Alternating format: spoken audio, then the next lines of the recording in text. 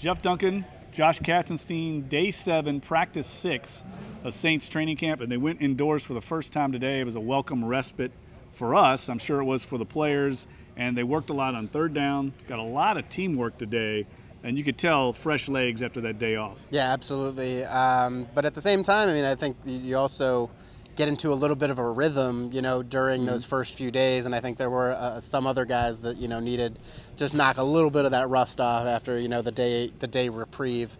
But certainly, I thought the quarterbacks looked really sharp today. Yes. Which, you know, was important because the defense dominated that last practice on Monday by a significant margin. So I think the offense, you know, sort of woke up again and you know, looked a lot better today. Yeah, made some plays downfield. It was our first look today at a couple new receivers on the roster, Brandon Tate and Michael Floyd.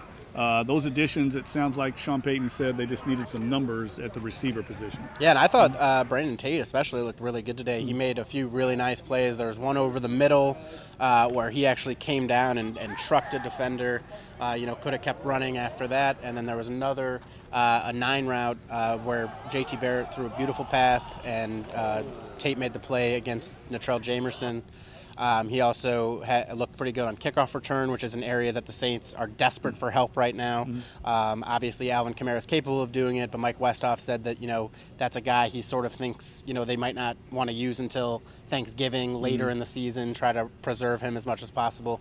So, you know, we'll see if Brandon Tate, you know, can be the answer at a spot where, you know, Sean Payton obviously had the Bachelor joke the other day, but I mean, it still rings true. I mean, they really have not zeroed in on anyone for that job. Well, and they moved indoors today, so some of the video was limited. You couldn't see everything on tape. But by moving indoors, Zach Streif made a really good point. He said, look, that's the advantage for the defense. You're playing on this turf, and they got fresh legs after a day off. And we saw the pass rush really get after the quarterbacks. There must have been 6 or 7 sacks that the quarterbacks did not get the ball off because of those fresh legs and because they were doing a lot of third down blitzing, coming after the quarterback with Dennis Allen's scheme. Yeah, and they did that without Marcus Davenport out there today.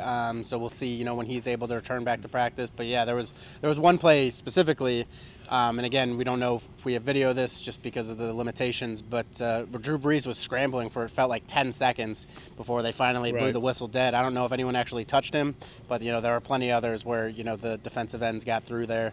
And I really think, you know, we don't talk about this guy a lot because he's so unassuming, but Trey Hendrickson, I thought, has had a really good camp so far.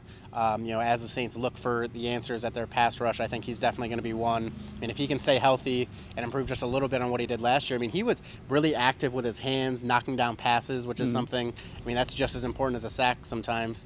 So if he can, you know, progress a little bit, I think suddenly the Saints pass rush could be better than expected. And he's a guy that Sean Payton singled out after today's practice. And when he does that, that's usually a good sign. All right, for Josh Katzenstein, Jeff Duncan, Wednesday's practice in the books here out at Metairie at the New Orleans Saints training camp facility. Stay with us for all our coverage at NOLA.com.